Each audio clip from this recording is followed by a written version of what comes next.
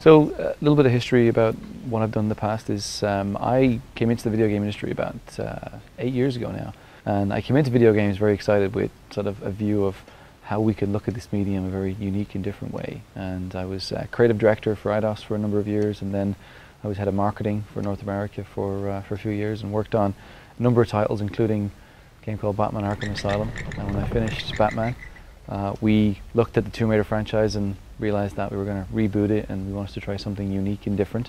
And I moved into the development side, and I've been there ever since, with our focus on nothing but Tomb Raider. The story behind Lara's journey is one of, she's a young and ambitious 21-year-old girl who, this is her first ever adventure. She's grown up around parents who have been explorers and adventurers, and although we don't go too deeply into the story of that, we know that much like any great character, she's got a bit of a history and a background, and one of them is about being aspirational and about, she wants to be this strong female adventurer and sort of chase mystery and chase the journey. And she gets on this ship called the Endurance, which is captained by Conrad Roth, who is actually a family friend, and it sets sail off the east coast of Japan, off in search of great mystery. And within a couple of days of setting sail, it's hit by a massive storm, and that's where we begin the game. We find Lara shipwrecked on a mysterious, unknown island and left for dead and having to fight to survive.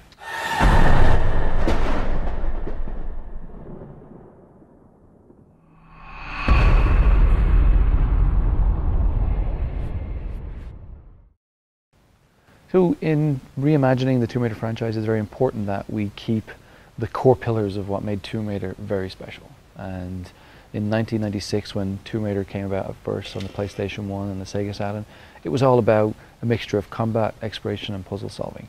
And for us, in setting the foundation for the future of the franchise, although we wanted to try new things and try and bring facets of new gaming to life, we can't throw the baby out with the bathwater. We need to make sure that we remember who we are and what made us special in the first place. So instead of just replicating what we've done, we've taken them and built upon them. So for instance, puzzle solving of years gone by would have been about pulling levers and moving rocks and taking notes. Now it's about a young girl who's starting to get a bit more instinctual.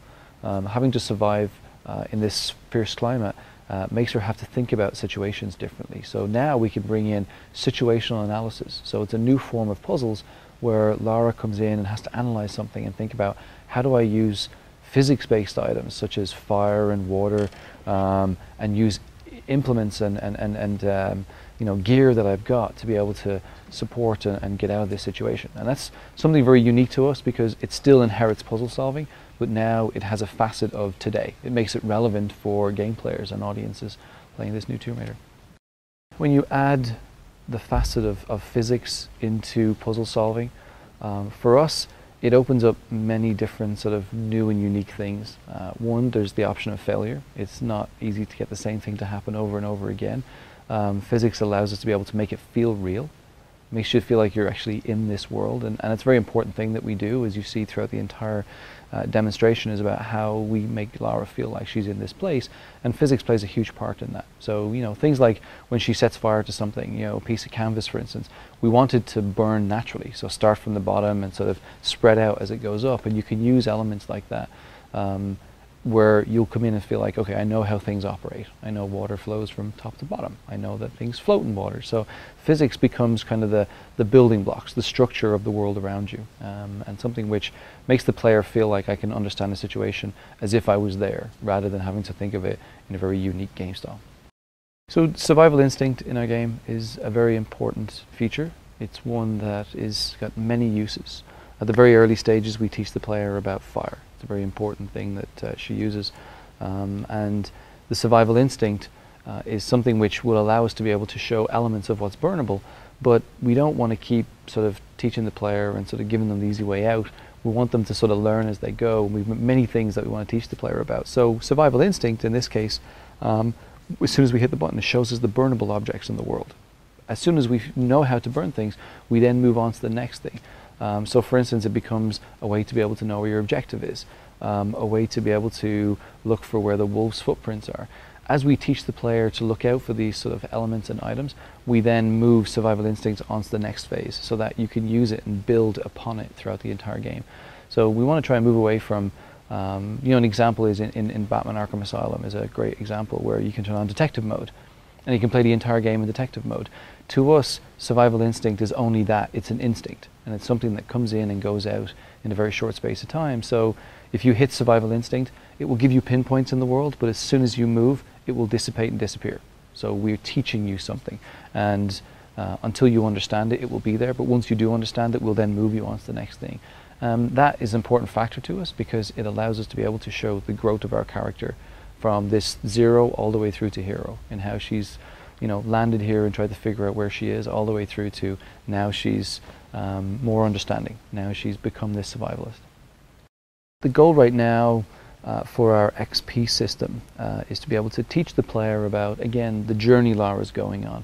Lara has been thrown into this situation and she has no idea what's going on, and we want the player to feel like they're a part of her growth. So for us, the development of an XP system works in a couple of different ways. Early on in the game, it teaches you some of the core elements, such as you know, retrieving arrows or how to look for certain plants that can help kind of build up your stamina and get more XP. And then over time, you'll build up XP by doing certain experiences. And experiences are very important to us because that's the growth of our character. So for instance, the first kill is a very important thing because it's the breaking point in our character. You gain experience from that, which you'll be able to trade in those experience points for skill points and be able to change up your character in very unique and different ways. So for instance, she can become more resourceful, more defenseful. And over the course of time, throughout this year, we'll start to delve a little bit deeper into what the XP can do. But at this early stage, we're trying to teach the player about just the basic foundation of it and how it relates to the evolution of our character, so that you feel like she's going on a journey, you're there with her, and she's sort of scaling herself up as she goes. So one of the core things that we try to achieve in developing Tomb Raider is bringing a very cinematic style to the game, bringing the player close to the situation, close to the emotions that Lara's going through. And to us, Tomb Raider has always traditionally had this lock-on camera. It was always at the right distance, no matter where you went or what you did, it was always there. And we felt that we needed to break that. We needed to bring it up close so that you felt the situation. And we brought in a whole new team in our cinematics team, and they came in with very unique ways to be able to twist and turn the camera, and also to bring a very streamlined approach to taking the player from gameplay into the cinematic and back out to gameplay where it didn't feel clunky. An example of that is in the demonstration we did in the den. You know, Lara manages to kick free from a scavenger, and as she turns around in the cinematic, we then blend straight into gameplay, and the camera breaks off up over her shoulder, and you feel the situation. She feels she's gasping for air. You can feel the tenseness and the claustrophobia, and as soon as she comes out, again, we seamlessly break out the camera to show a cinematic of her walking out, but you feel like you're in control of every part of it. To us, it's very important, and we try and do that in every single feature of the game, so that you feel like you're there. It's a real unique way of telling a story, and it's one which we're very pleased with so far. In setting the foundation for the future of the franchise, there is a specific story that we believe we need to tell that makes you feel more for the character and feel more for the situation. So action plays a huge part in the game, but what I will say is that we've mapped the entire game from minute to minute so that you can see the highs and lows. There will be the downtime where it's more story driven or more sort of exploration based, and then as soon as you turn that corner, at the right time, we believe, you'll get into more combat or more action, and then you'll be taken back down. Traditionally, you'll see it in movies and TV shows quite a lot. There's the high moments and the low moments. It's hard in video games, you know, development is tough, but we feel like we've got a good balance, and especially one that helps set the foundation very early on for Lara.